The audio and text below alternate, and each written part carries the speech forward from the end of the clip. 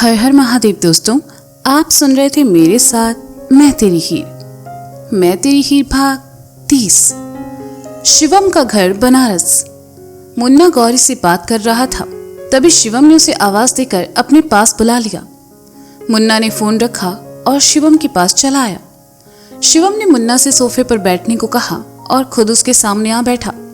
शिवम के चेहरे के हाव भाव देखकर मुन्ना समझने की कोशिश कर रहा था कि शिवम उससे क्या बात करने वाला है। शिवम कुछ देर खामोश रहा और फिर मुन्ना से कहा, मुन्ना, हमें ये जानकर खुशी हुई कि तुम मुरारी की जगह इलेक्शन में खड़े हो रहे हो, पर हम ये जानना चाहते हैं कि क्या सच में ये फैसला तुम्हारा है? क्योंकि जितना हम तुम्हें जानते हैं, तुम राजनीति में कदम रखने से पहले 100 बार सोचोगे। क्या ये बदले की आग है मुन्ना, या फिर कोई और वजह है?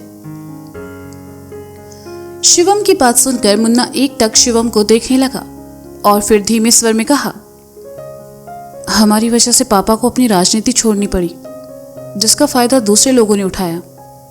वो लोग जो कभी पापा के सामने हाथ बांधकर खड़े होते थे, उन्हीं लोगों के सामने जब पापा को हाथ जोड़ते, सर झुकाते देखा तो खुद पर शर्म महसूस हुई। उस वक्त हमें राजनीति की पावर समझ आई और उस दिन हमें समझ आया कि राजनीति में हमारा आना क्यों जरूरी है। क्या तुमने गौरी को इस बारे में बताया? उसे तुम्हारी राजनीति में आने से कोई आपत्ति तो नहीं है? शिवम ने पूछा।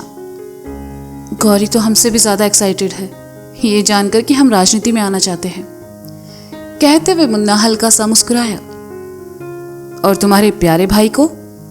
शिवम ने पूछा। नहीं, उसे नहीं बताया। बताना चाहते थे लेकिन वह अपनी सीरीज की शूटिंग में बिजी है, मुन्ना ने कहा। अब जब तुमने राजनीति में आने का फैसला कर ही लिया है, तो बस इतना याद रखना मुन्ना कि राजनीति की कालिक में तुम्हारे हाथ काले ना हो, शिवम ने कहा। मुन्ना ने हामी में गर्दन हिला दी।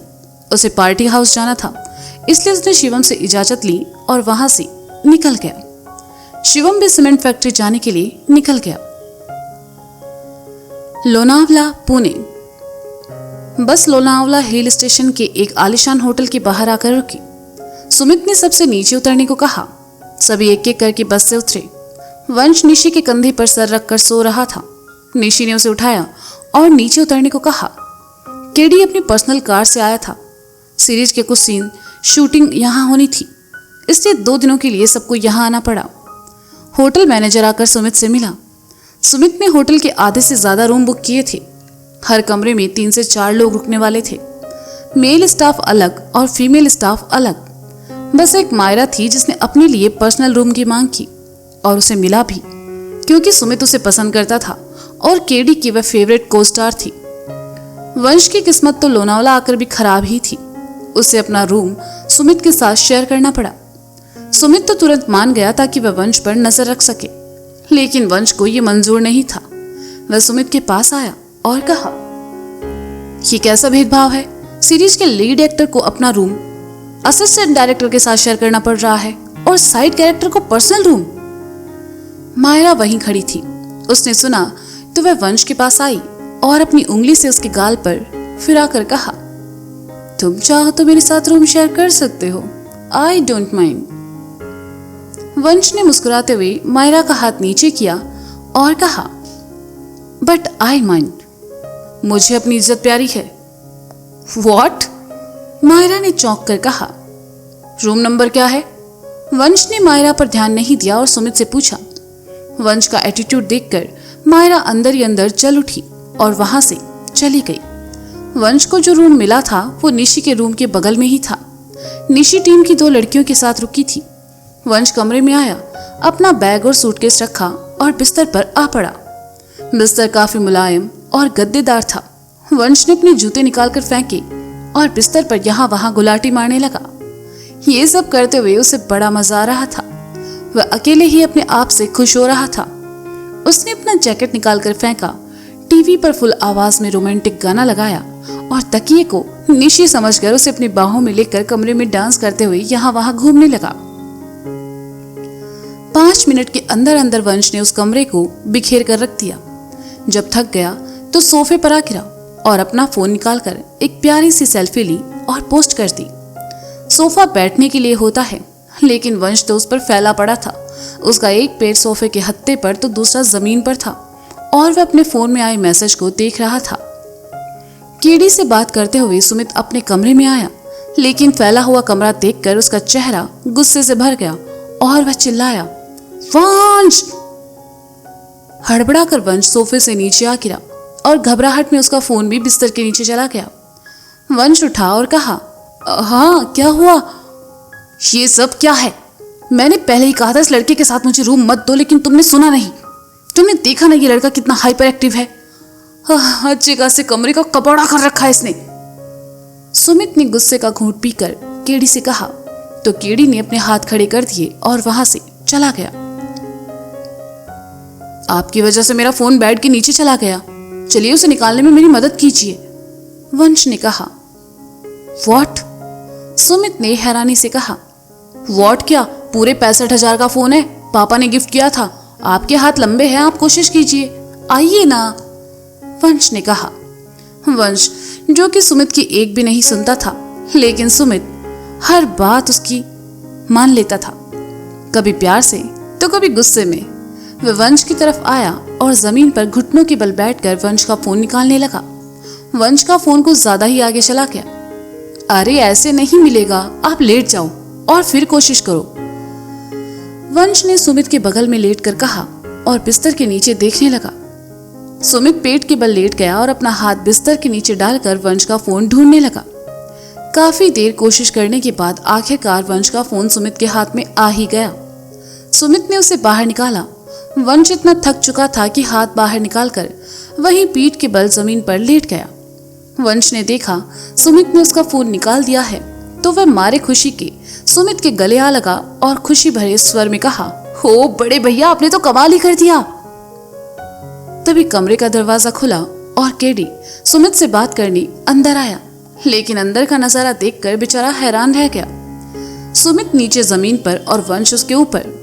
केडी के पीछे मायरा और निशी भी चली आई, लेकिन उन दोनों ने जब सुमित और वंश को एक साथ देखा तो निशी का मुंह खुला का खुला रह गया और मायरा ने कहा, व्हाट द सुमित, ये सब क्या है? केडी, मायरा और निशी को वहां एक साथ देखकर वंश चिल्लाते हुए सुमित से दूर हटा और कहा, ऐसा कुछ नहीं है, तुम तीनों गलत समझ रहे हो, सुमित सर तो मेरी मदद कर रहे थे, सुमित सर बताओ ना। क्या मैं बाद में आऊं? केडी ने सुमित से कहा। ओह प्लीज केडी, ऐसा कुछ भी नहीं है, हम बाहर चलकर बात करते हैं, लेट्स गो। सुमित ने उठकर अपने कपड़े सही करते हुए कहा। केडी सुमित के साथ कमरे से बाहर चला गया।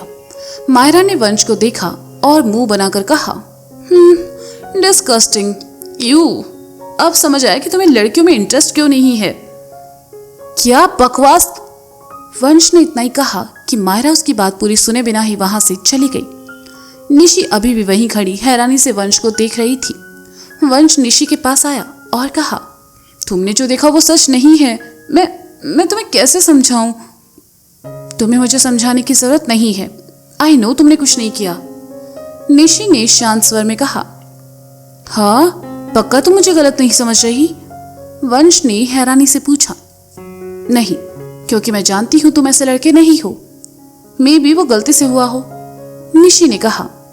वंश ने निशी के दोनों गालों को पकड़कर खींचा और कहा, oh Nishi, you are such a darling, मुझे बस ऐसे ही पार्टनर चाहिए थी जो मेरी वर्स्ट सिचुएशन में भी मुझे समझ सके। वंश को बच्चों की तरह खुश होते देखकर निशी मुस्कुरा दी, क्योंकि वह ज्यादा तो नहीं पर हाँ वंश से तो ज्यादा ही समझदार थी। वंश ने उसके गालों को छोड़ा और बिस्तर पर आकर बैठते हुए कहा, ए तुम खड़ी क्यों हो, बैठो ना। नहीं, मैं यहाँ बैठने नहीं बल्कि तुम्हें ये बताने आई थी कि तैयार हो जाओ, 1 घंटे बाद हमारी शूटिंग है, निशी ने कहा और बिना वंश का जवाब सुने वहां से चली गई। हाँ ये क्या बात हुई, ये लड़की बिना रोमांस नहीं समझती, लगता है शूटिंग में ही इसे सब सिखाना पड़ेगा, लेकिन कैसे? मुझे तो खुद नहीं पता रोमांस होता क्या है।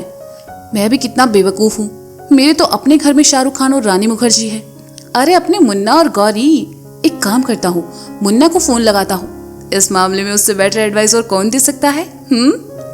वंश खुद से बातें करते हुए शीशे के सामने चला आया और मुन्ना का नंबर डायल किया।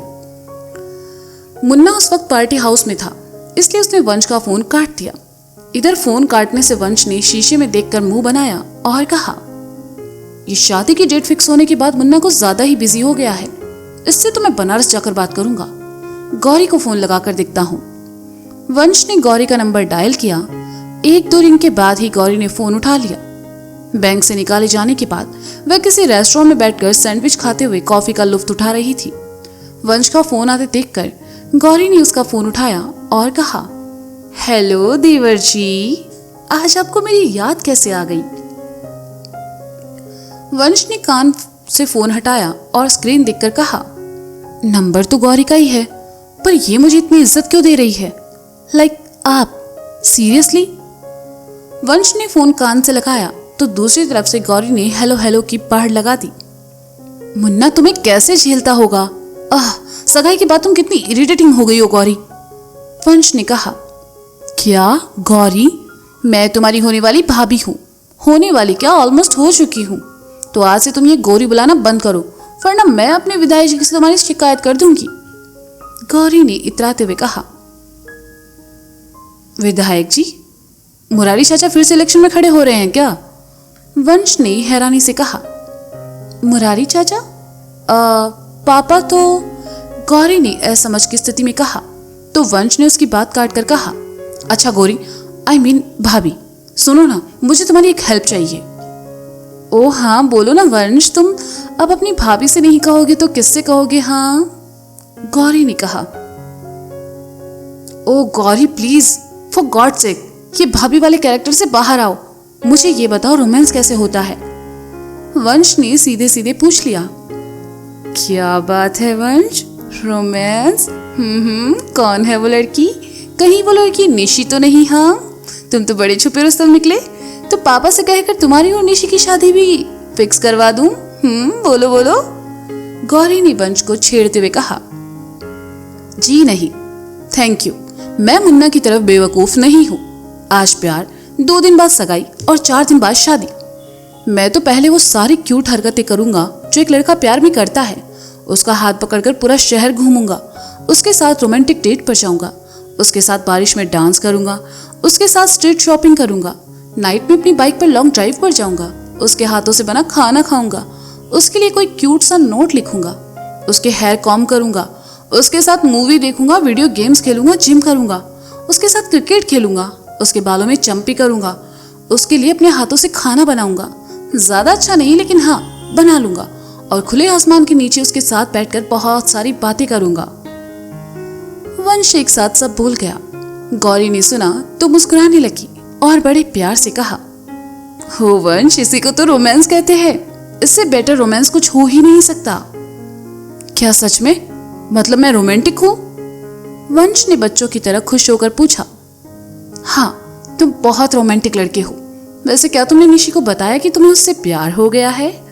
गौरी ने पूछा। ऐसे उसे पता है कि आई लाइक हर, बट मैंने उसे आई लव। कहते हुए वंश जैसे ही पलटा, दरवाजे पर हल्के गुलाबी रंग की साड़ी में निशी खड़ी थी। उसके खुले लंबे बाल हवा में उड़ रहे थे और मेकअप के नाम पर बस अब उसकी आंखों में गहरा काजल था। वंश ने उसे देखा तो पलके झपकाना भूल गया। वह गौरी से भी आके कुछ बोल नहीं पाया तो उधर से गौरी ने कहा, वंश वंश हेलो। वंश ने निशी को देखते हुए खोए हुए स्वर में कहा, गौरी आई थिंक मुझे फिर से उससे प्यार हो रहा है। तो दोस्तों ये था मैं तेरी हीर भाग 30। इसका अगला भाग आप जल्द ही सुनेंगे मेरे साथ। तब तक के लिए शुक्रिया, बाय बाय, अपना ख्याल रखिए और हाँ सुनते रहिए मैं तेरी हीर मेरे साथ। Bye bye.